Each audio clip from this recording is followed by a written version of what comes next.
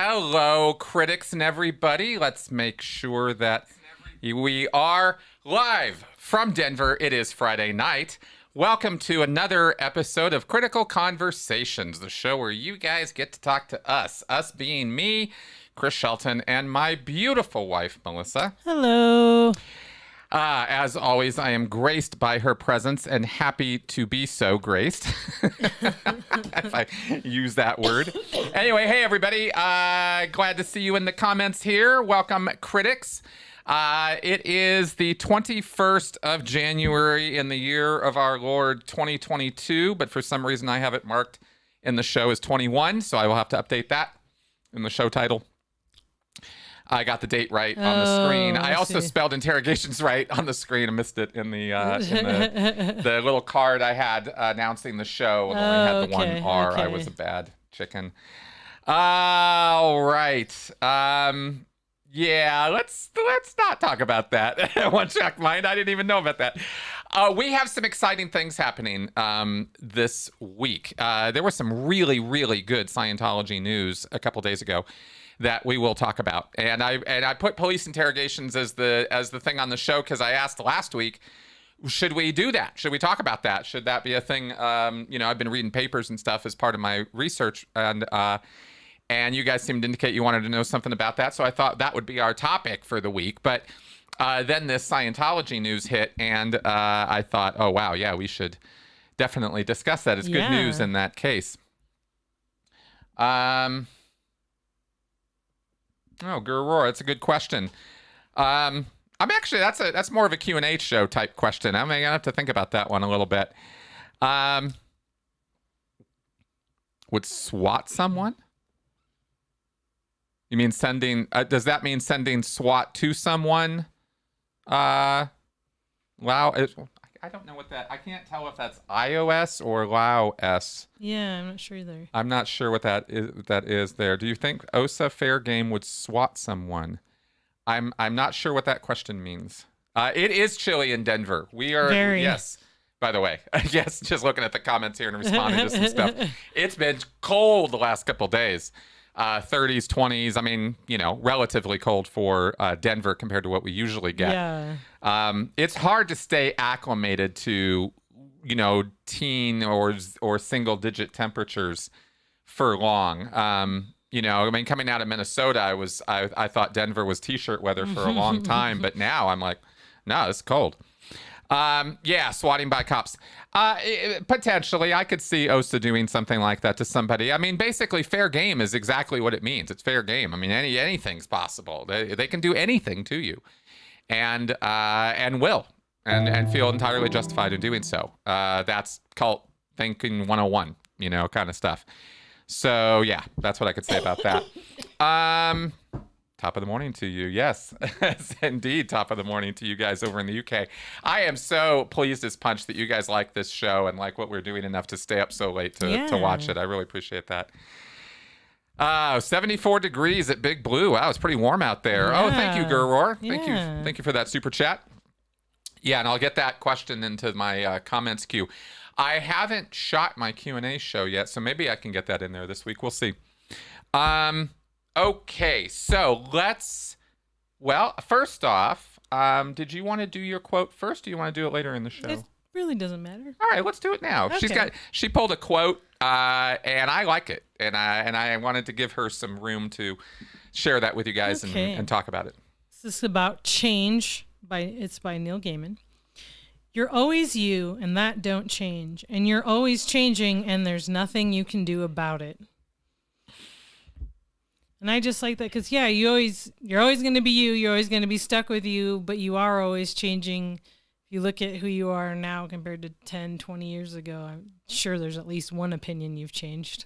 Yeah, exactly. There's one behavior that's different. Exactly.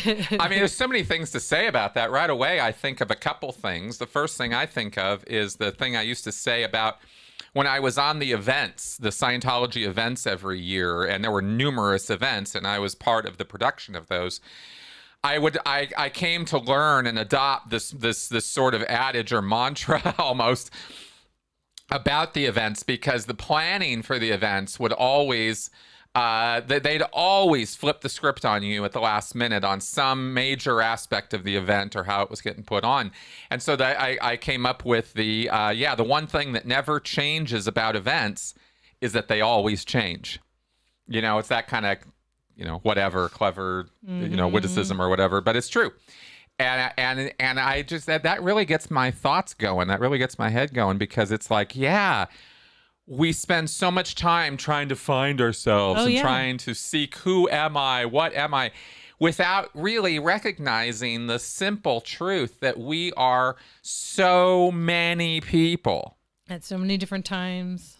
Yeah. So many different reasons. That's right. Across space and time. That's right. And I am such a different person. You guys know, right? But so are you. From a year ago, 2 years ago, 5 years ago, from when you were a kid. And yet, they're all you. Mm-hmm. They're all different versions of you. That's right. Mm-hmm. And again, what comes to mind for that, actually, even comic books. Mm-hmm. Batman. 1966, 68 Batman. Yeah, very different than Batman these days. That's right. Very, very different from the Tim Burton Batman, from the George Clooney Batman, from the Nolan Batman. And this is just in the cinematic world, right? And then there's the comics, and there's Dark Knight, there's there's all the different versions, and yet they're all essentially Batman. Unmistakably, inarguably, all Batman. Even the campy 60s TV show is still Batman. Yep. And yet, look at the variety within that one thing, and that's us, And I obviously love thinking about this stuff. I think that stuff's really cool. Oh, it's an interesting question, Bo Beats. Yeah, we can take that up. Mentioned the wins of auditing being comparable to the high of drugs. But you'd mentioned that you only have tried marijuana. I'm curious, did you try it before or after leaving Scientology? Okay, so I have not only tried marijuana. I'm not going to give you guys my drug list right now, but I have done more than marijuana at this point, all after the Sea Org. I was drug-free my entire life. I never did pot in high school. I never touched anything beyond alcohol. And kind of, prided myself on that. I grew up in the dare 80s that say no to drugs, and, with the Hubbard Scientology morality code about drugs and Hubbard's false information about drugs and how it pulls in pictures and all that. And I'm not answering questions. I'm not answering your guesses, guys. I'm not doing that. I'm going to leave you guys hanging on this one because that's how it is. But let's just say I'm not eligible for the Sea Org anymore. So it was all post Scientology as far as that goes. Guru again, I don't have enough information to really comment on the British Prime Minister rolling back mask mandates. I've got so many things to say about the British Prime Minister, but I'm talking out my ass on it because I don't live in England and I don't know Boris, right? So it's like you guys talking about Trump. I'm always like, well, that's interesting, but deal with Boris, we'll deal with Trump, right? Et cetera, et cetera. Okay, so Dare just teaches you what's out there to try. We were talking about that. That's what I'm saying, man. That's right. We were totally There's things like I didn't even know you could get high off of until Dare. Yeah, absolutely. And I actually did believe all that crap that they told us in the 80s.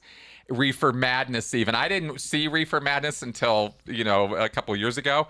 But that flavor of, drugs are going to drive you insane. And, I grew up with the stories about, heroin or LSD and how mothers would fry their babies and, people would jump off buildings because they could fly. And these were like, wow, man, these things are going to screw you up, man. You don't want to go anywhere near that stuff. And so I didn't. I believed it. And it took a long time. This is another one of those acclimation points, getting back into the real world and doing all that. Yeah, Reefer Madness, man. I love that movie. They got to be some of the most hilarious stuff. Yeah, you guys. And I did smoke cigarettes when I was in the Sea Org, but very, very, very infrequently. It was something I knowingly started because I was sort of emulating and wanting to look cool. In my 20s is when I started doing that, and I smoked Cools because that was what Hubbard smoked. So I figured if it was good enough for Hubbard, it was good enough for me. But I did not smoke unfiltered Cools. I had them with a filter, thank you. And but I determined, and I actually managed to stick with this, that I was not going to get addicted to cigarettes because I grew up with my parents smoking, and when they quit, it was hell. So I wasn't going to let myself do that. And yes, of course, nicotine's a drug, but growing up, we never heard that ever. Right? Alcohol and cigarettes were the exception. They weren't drugs. They were recreational activities. They were stress relievers. Yeah. They were fun. They weren't drugs. So that's kind of what happened there. Okay, so I have to plug this real fast. I got to give you guys a link on something. I said I would do this. There is a Freedom from Religion fundraiser that is happening in February, and I'm not going to be able to be on it, but I told everybody connected with it that I would share the links to, there they are. Okay, so those are some links to the fundraiser for the Recovering from Religion Foundation. And, kind of like Aftermath, kind of like some of these other programs and efforts that are made by groups or individuals, but in this case, groups, to try to help people who are transitioning out of a belief set. Generally speaking, when people are hooking up with recovering from religion, they are in that or participating in that because of some traumatic, abusive experience they had. This is not to paint all of religion with a traumatic, abusive brush. That's not the point at all. People have perfectly good experiences with religion, but we all know that not everybody does. And so this foundation is one of such groups that are trying to help people recover from that. So if you want to donate to that, I threw the URL there for you guys. Oh yeah, cigarettes are totally okay in Scientology. Absolutely. So is alcohol. Just not to excess, right? It's like be temperate is sort of the motto in Scientology with those things. But temperance when it comes to cigarette smoking in Scientology is a relative term. I know Scientologists and I knew Sea Org members who smoked like chimneys. But after you couldn't smoke indoors anymore in California a few decades ago, that really impinged on the Sea Org members' ability to smoke all the time. So that did more for cutting out smoking in Scientology than any number of Hubbard rules. Do I drink ML? I don't know what ML is. Yeah, I don't know. You guys are funny with these questions. Yeah, I'm not sure. I'm not sure what ML is.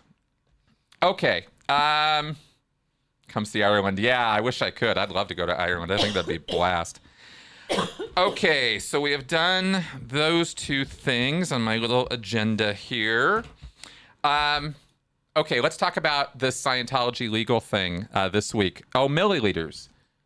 Do you drink milliliters? Thanks for that super chat, Craig. I'm not sure I understand that question about the milliliters thing. Do you understand that?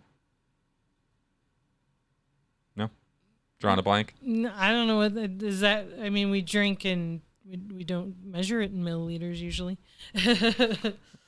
Oh, good, Bo. Thanks for letting us know about that. Oh, Miller Lite. Thank you very much for that very nice comment, Bo. I really appreciate that. Did you see that? Yeah, that's very nice. Yeah, thank you. Okay, enough with you guys in the comments and the drug stuff. Let's get on with Scientology good news. So this week, if you guys have not been keeping up, this was actually really cool, and I did not see this coming, and I am very happy about it. It's still, this is still just a step. Okay, this is not like the church is, coming apart tomorrow. But this is a very, very positive step in the civil case. Okay, you have a civil case and you have a criminal case against Danny Masterson. The criminal case is these 4 or 5 women, I believe 5, 1 non-Scientologist and 4 ex-Scientologists, are accusing Danny Masterson in a criminal court of rape, right, of sexual assault. And that's the criminal case. That's going forward. The preliminary hearing has been held. Later this year now, that case is going to happen, regardless of any of this other stuff that's going on. Now, the civil case is a lawsuit against Church of Scientology and Danny Masterson for stalking and harassment, because after these women came forward and started trying to notify law enforcement about what Masterson had done to them, allegedly, they started being stalked and harassed and attacked by Scientology publicly and privately. And they wanted that to stop. And so they did this civil suit, and that civil suit was blocked, was stopped, because of this point of religious arbitration. And we've done podcasts about this. We've gone over this in detail.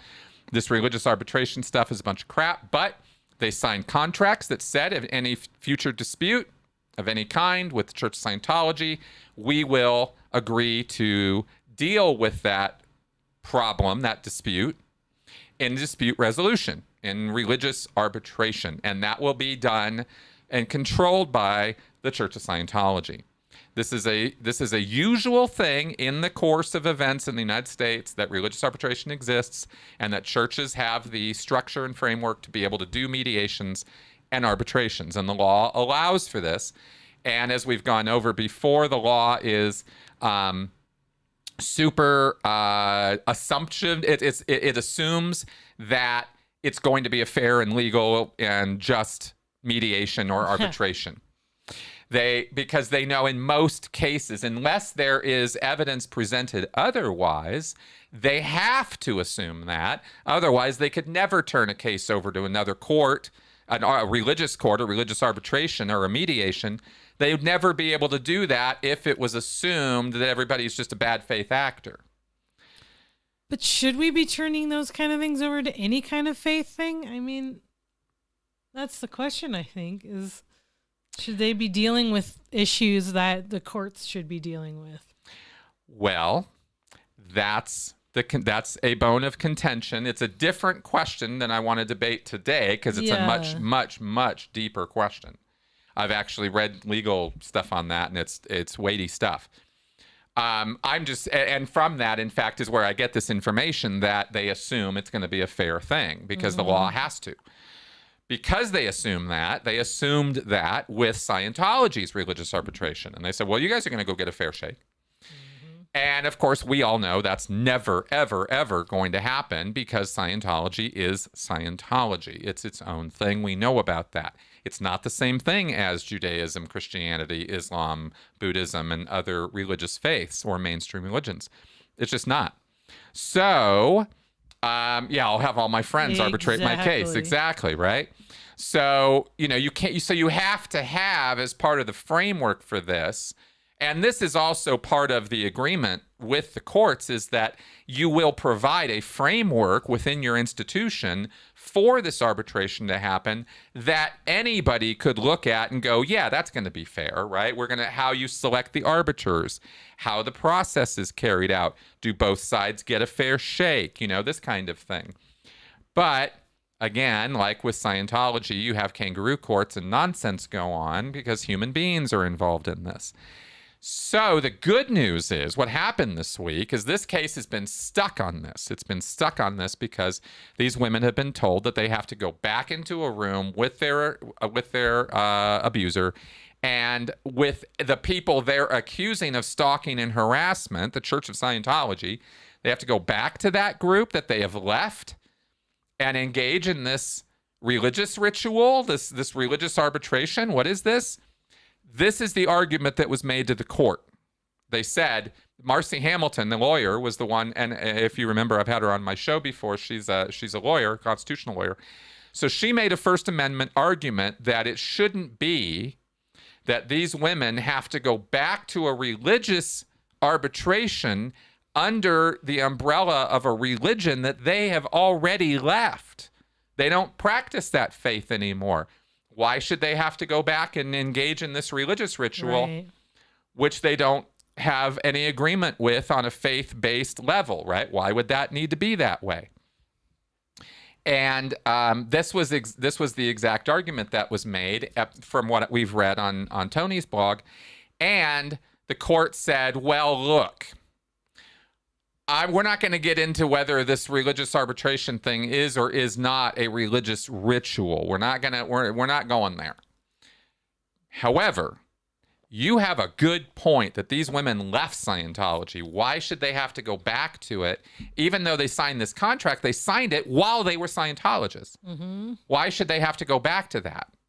And this pointed out the kind of ridiculous logic that underlies this thing is, let's say you are a Christian and you leave the faith, but you've signed a contract that you're going to do all this religious arbitration. If a Christian, or you have a problem with a Christian, the Christian church, they'll do the arbitration. And so 20 years later, you get hit by a car being driven by a Christian.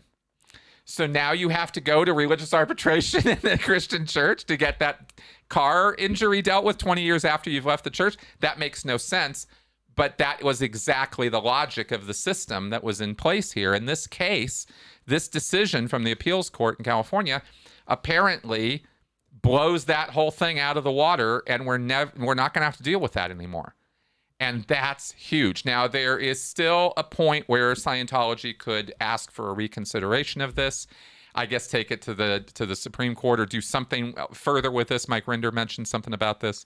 And if the court were to reverse this again, we could be back in hot water. But it looks like this is pretty solid, and we're definitely got fingers crossed that it will stay that way, because that will sort of kill the entire idea that after you've left Scientology that you were in any way beholden to Scientology anymore. And that just makes sense. And it makes sense for any person of any faith. Yeah. And I'm really a little weirded out that there are some religious or some legal scholars who have chimed in on this and said that this is a travesty and it's totally off the rails, and this is not how contract law should be, has been looked at for years. And well, exactly, it hasn't been looked at for years like that, because the courts have been wrong about this, and we're finally getting some sanity on that. So I hope all that makes sense. I hope I explained all that. I wasn't looking at the comments at all.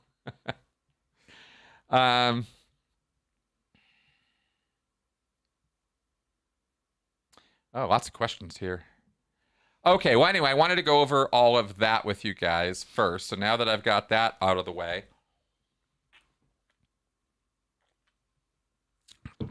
that religious arbitration thing is big. I mean, we've done podcasts about this.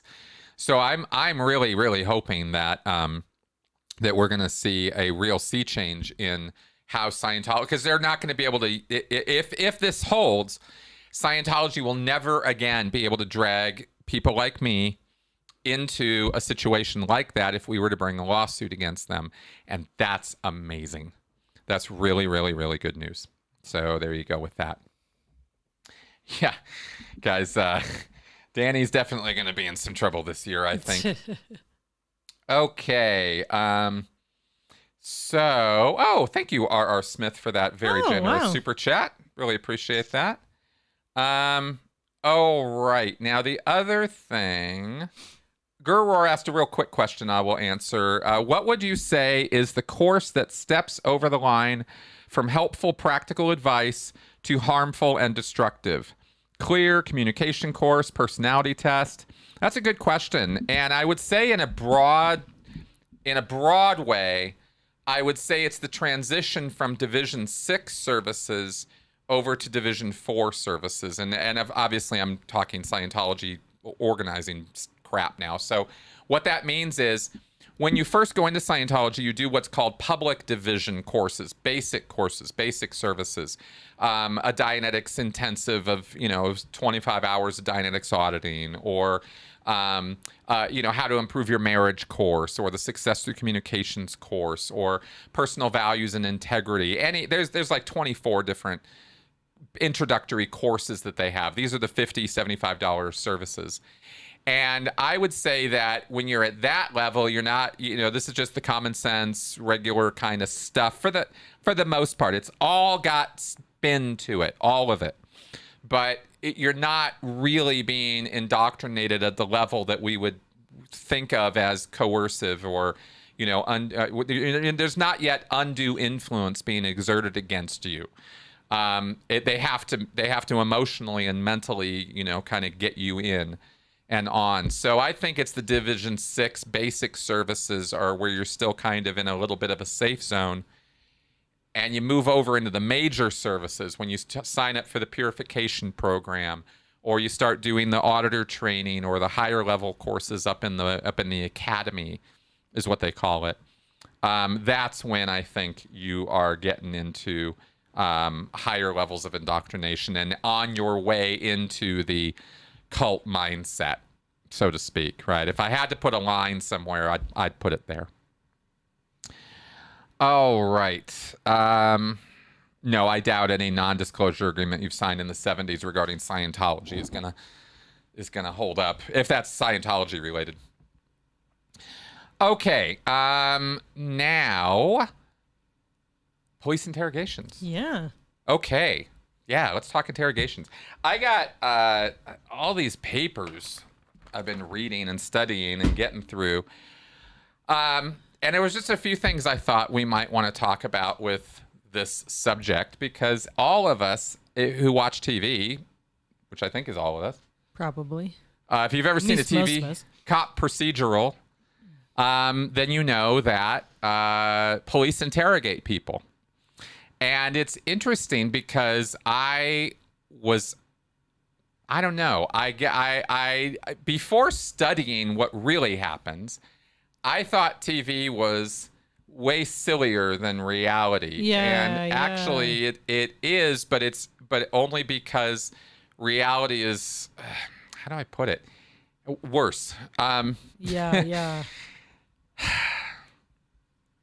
Yes, exactly, Xenu. Police investigators are trained using techniques on how to manipulate you. Yes, they are. But it's actually worse than that. And this is what surprised me. This is the part I didn't know. So back in the actually, little bit of history, real fast. It's interesting how criminal reform, how crime and punishment and police work has improved slowly. But always the improvements are always in the direction of trying to make it more humane. It's interesting. Like you have the guillotine invented in order to make execution more quick, more snappy, less painful for people. To make it instant before they even register they're dead, right? Because prior to the guillotine coming around, it was the butcher's axe, and here's a guy, killing people a lot with a dull axe, and it gets duller and duller and duller, and it's really painful. So they made this guillotine, which we now look at as an inhuman device of hell, right, of French Revolution. But the point was that it was done to try to improve things. In police interrogations, we have this thing called the Reed technique. And I think a guy, Harry Reed, I think is the guy who came up with it. And he came up with it because the third degree was what was being used by police until that time. In other words, they'd take you in the back room if they thought you were guilty, and they'd beat the shit out of you until you said you were guilty. And that's called the third degree. And that was the police technique to elicit a confession from somebody who they thought was guilty. Up until the Reed technique. And the Reed technique was, hey, guys, we've got psychology on our side now. We know things about people. And and at the time, this is back, I think, in the 30s, 40s, 50s, around this time period. This wasn't the main subject of my study, so sorry if I've got my dates a little off. But the point is that they thought that there was a thing called a criminal mind. And a criminal mind had very, specific traits and all of this.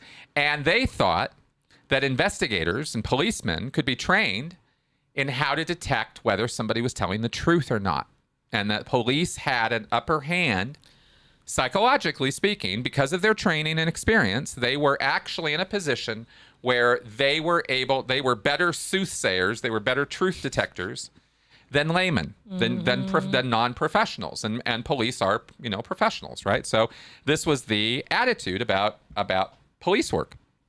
So this was wrong, but it took, but the idea was, okay, so instead of beating the crap out of people, why don't we use psychology to see and observe and look at how they tell us their story, what they say, what they don't say, what's inconsistent, and maybe from that, we can narrow the field of suspects and we can figure out who's probably guilty.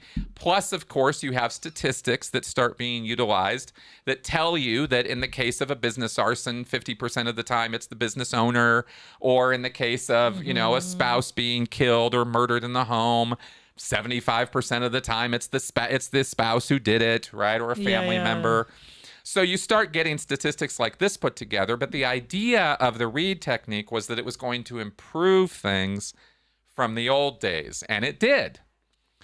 But as we have moved forward, what social science has done a lot of studies on over these many years is that the police do not have any better ability, or just a slightly, like a 1 or 2% chance better of detecting a lie out of somebody than anybody else does, than a chance percentage. In other words, they're guessing, and they're really not doing anything else but guessing. And the truth about lie detection and people and watching people is that you have to know the person. Mm-hmm. You have to know their tells. You got to know what that person's lie factory looks like, right? Because it's not a broad thing. And this business of they cross their arms, they cross their legs, they shift in their chair, they smile too much, they don't smile enough, they don't look at you in the eyes, they stare at you right in the eyes. All of that is complete horseshit. None of that is reliable to tell you on a broad general basis whether somebody is lying or not. Only if you know them individually for a while do you know what their tells are. Exactly, right?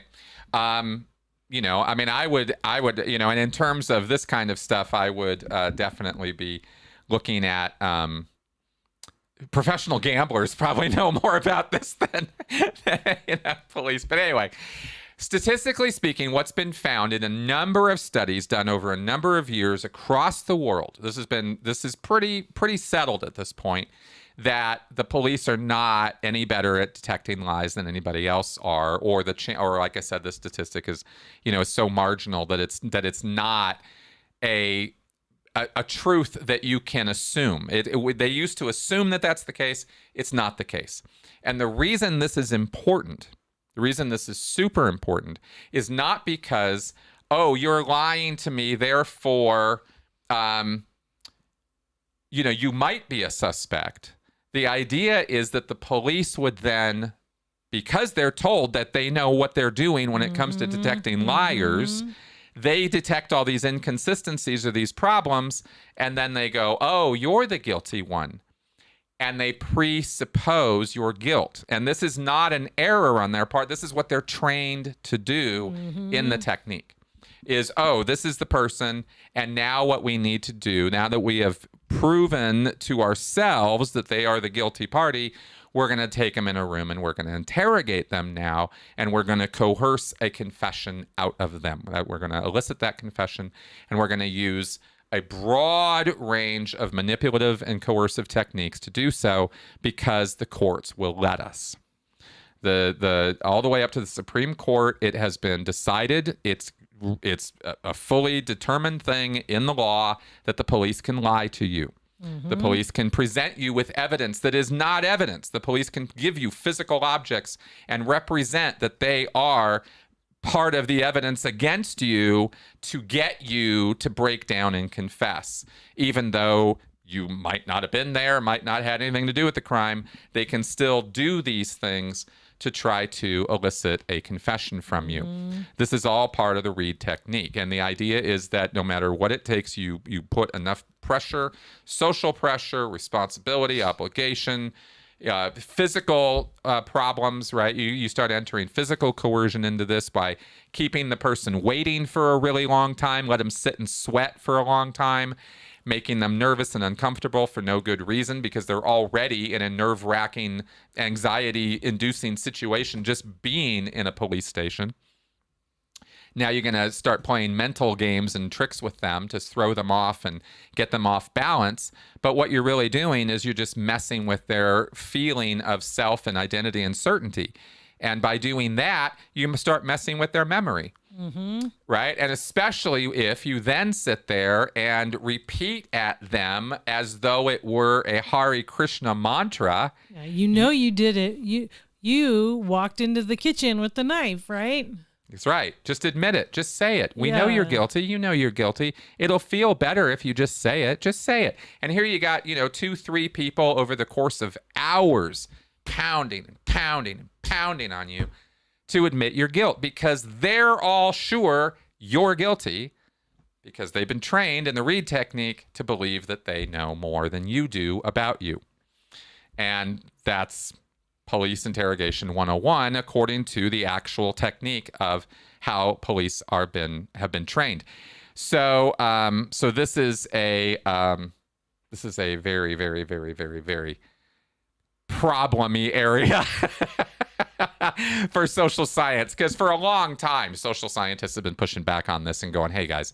And I'm actually reading papers going, in the UK, they've now adapted a very different thing. It's called PEACE, P-E-A-C-E, the PEACE process or something. And that is it's not as bad. It's not some airy-fairy nonsense. It is a method of interrogating somebody by actually talking to them, not yelling at them and screaming at them about how guilty they are.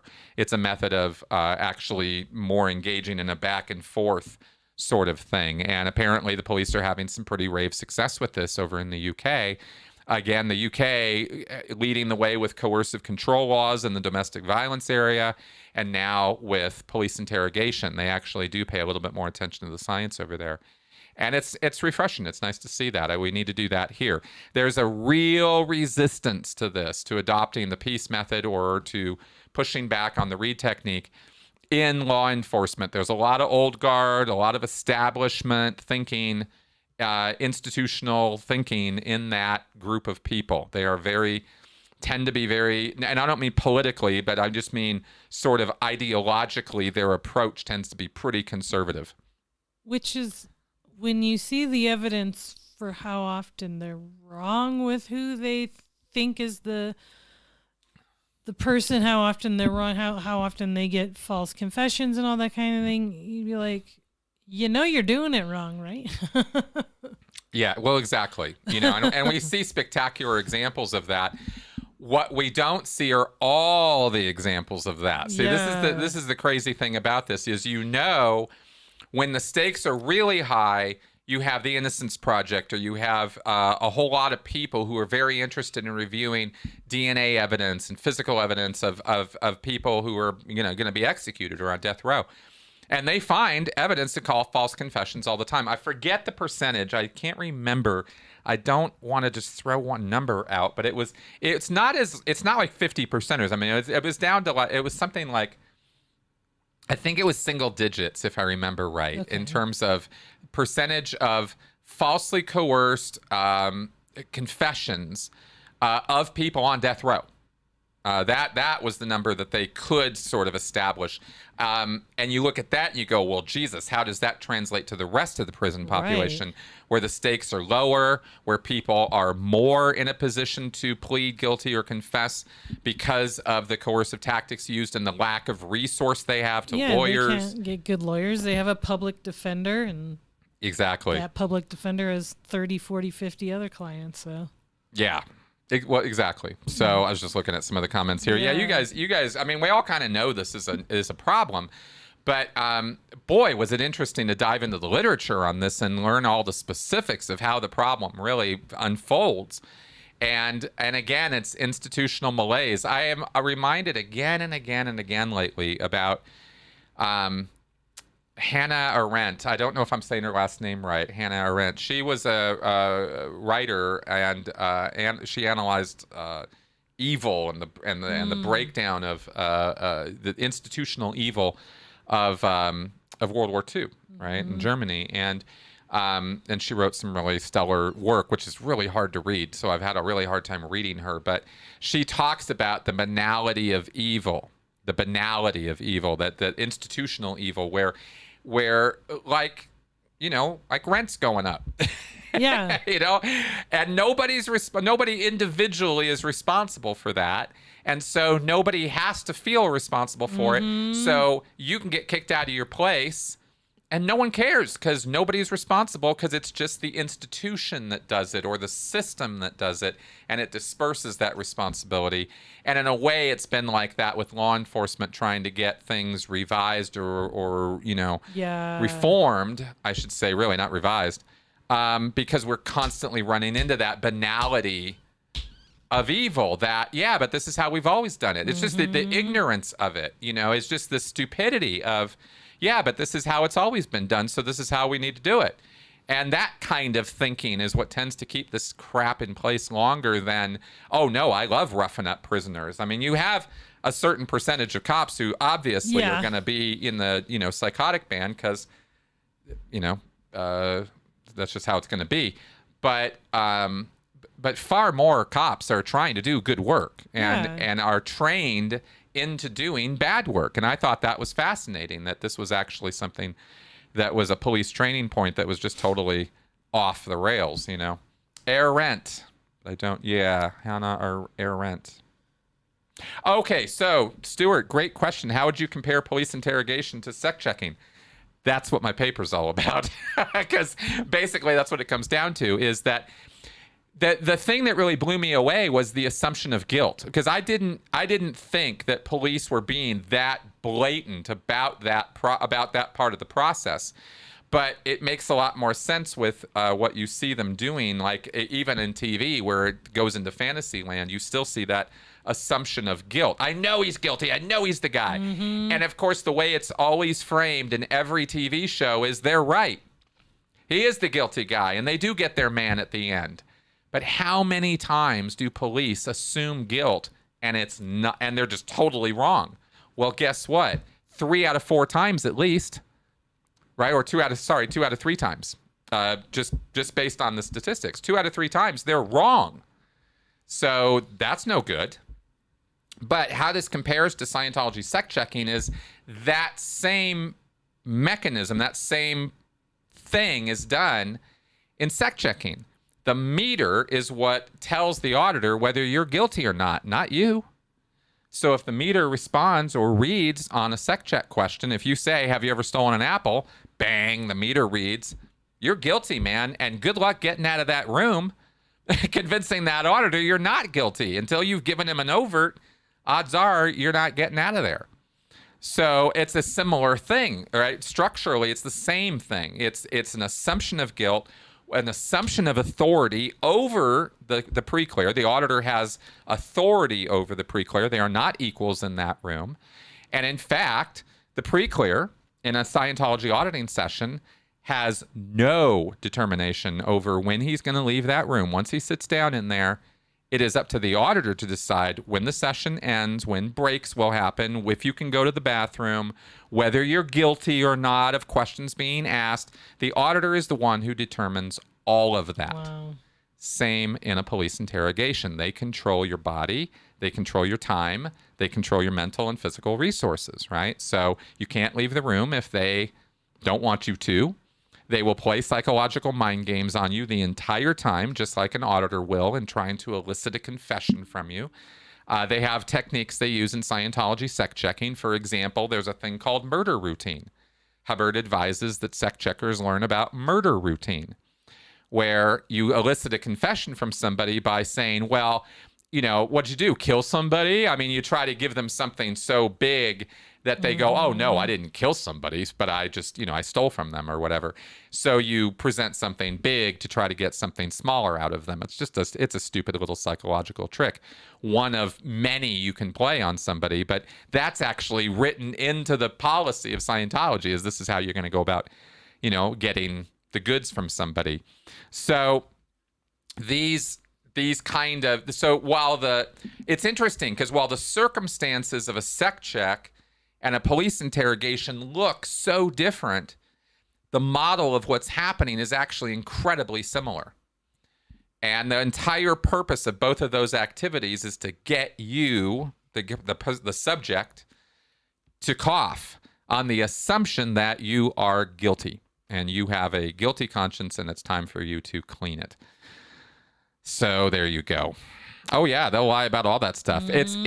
It is shocking to me how that's legal. And that is something that in some areas of the United States, at least, they're starting to wrangle in a little bit. Is, hey, look, at least don't lie to the guy.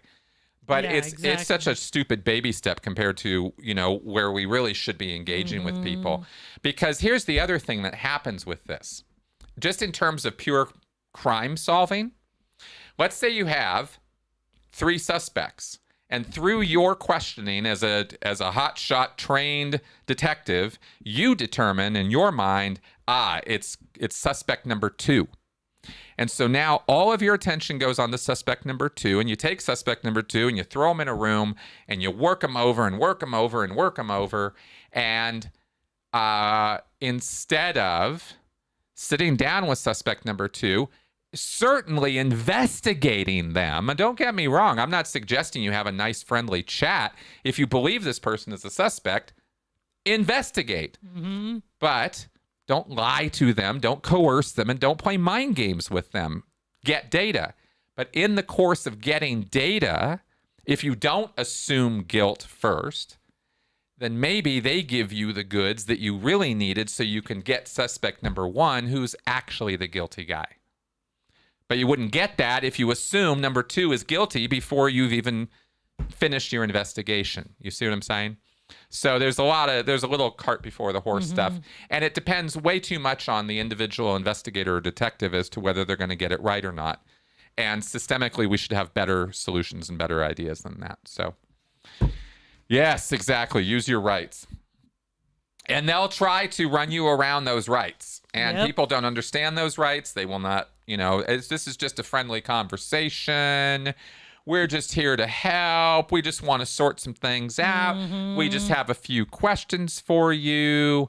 Yeah, you're an idiot if you talk to the police about anything ever when it comes to investigations. Yep. If you don't have a lawyer present, you just need a lawyer, period. I would never, ever, ever talk to the police under any circumstances where I was potentially on the hot seat for something. Yeah. I would obviously talk to the police if I needed 911 help, if I needed a police officer to resolve a violent situation. Right. Obviously. But when it comes to investigations, you just can't trust a word they say. And that's a real shame because police should be trustworthy, I think. I think they should. I think we've got all this backwards. I really do. I think we've played cops and robbers for so long that we've lost sight of how that game actually is supposed to be played, because the cops are now the robbers and the robbers are it's nuts, and it's this kind of thinking and coercing people. I mean, how would you feel as a cop after 20 years of basically coercing people?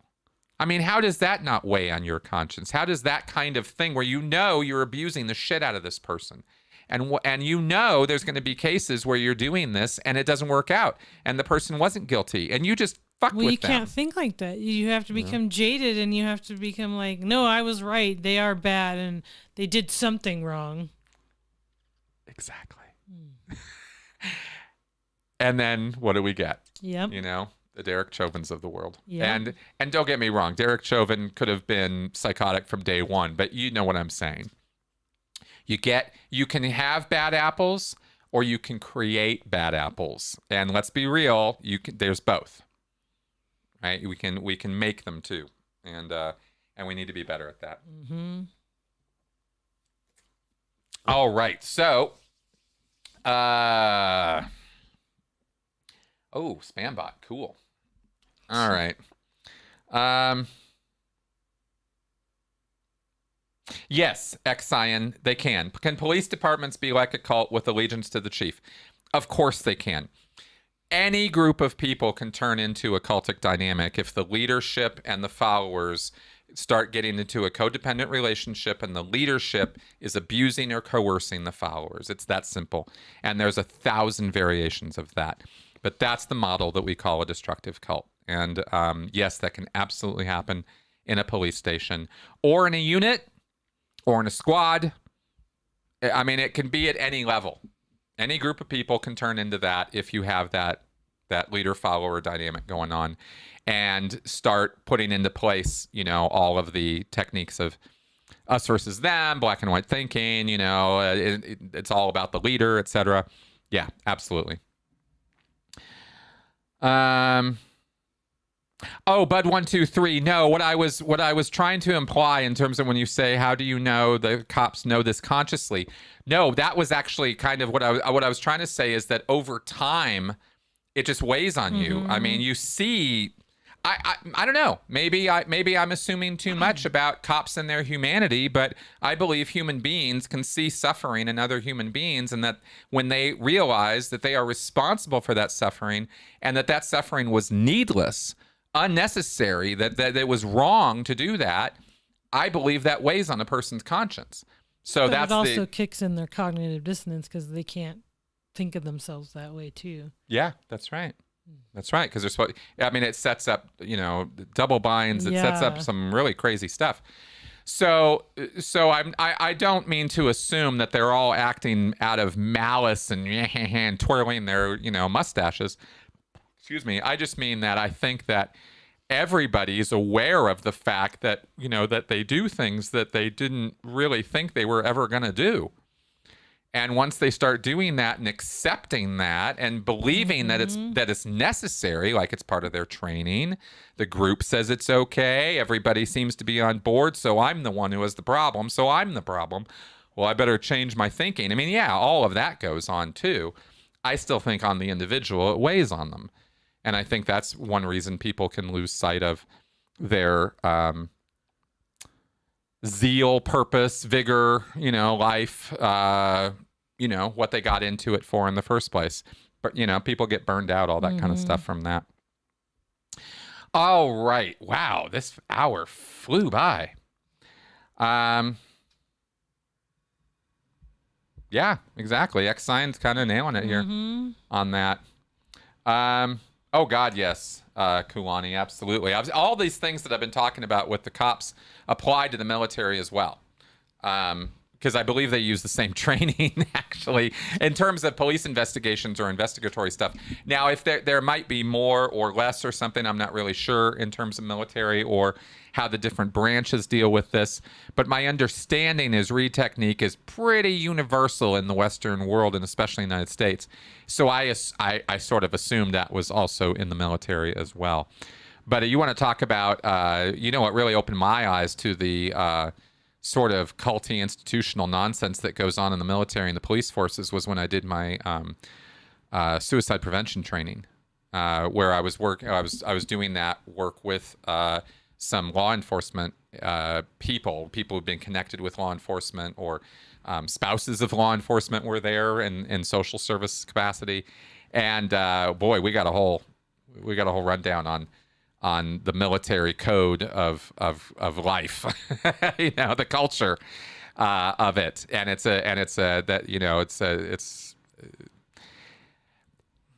for lack of a better way to be able to summarize it quickly, let's just say there's a lot of toxic masculinity going on in those groups. All right. And, okay, so let's go ahead and start wrapping up. Hey, hon, my dissertation, my thesis is coming along well. Oh, thank you, Craig. Yeah, those missed withholds, man. Yeah, that's some crazy stuff. Thesis is coming along well. I am over the 8,000 word mark. I need to hit 15,000 to turn the thing in.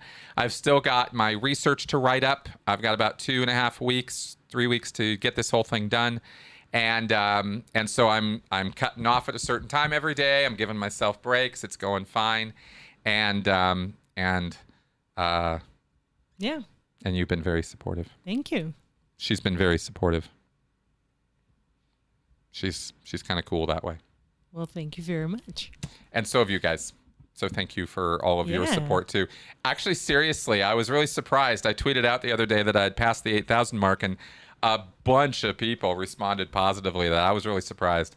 I didn't think people were tracking it that closely, but yeah, it's been encouraging. You guys have been great for helping me with that. All right, so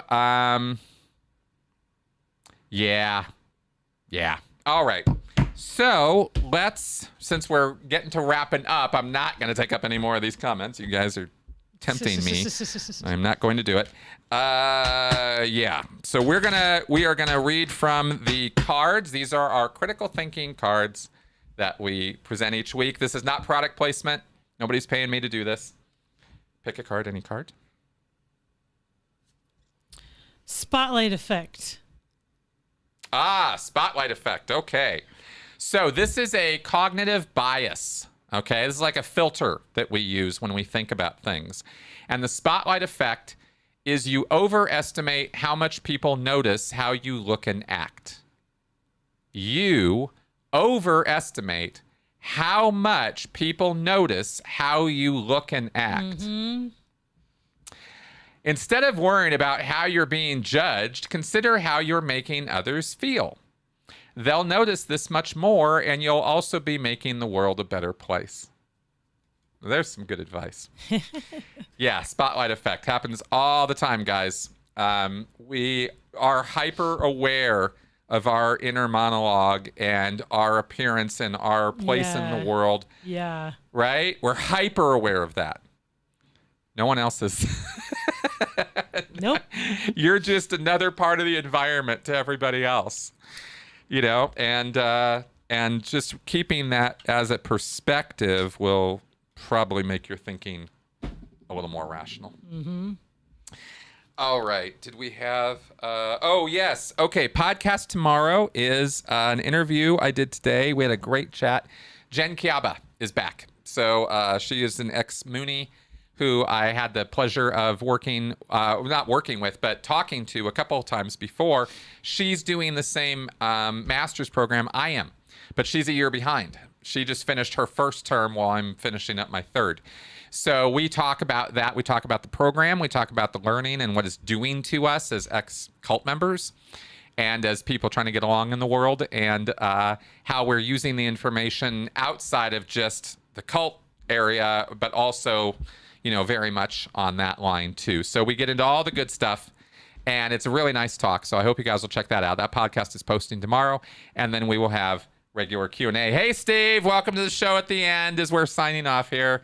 Good to see you on board. And Steve, I do have your question in the queue lined up for this week as well. So, all right, guys. Yeah, I wish I could get a sponsorship on these cards. I would pimp the hell out of these things. All right, so let's wrap up. All right. All right, guys. Thank you, baby. You're welcome. Bye-bye. Good night.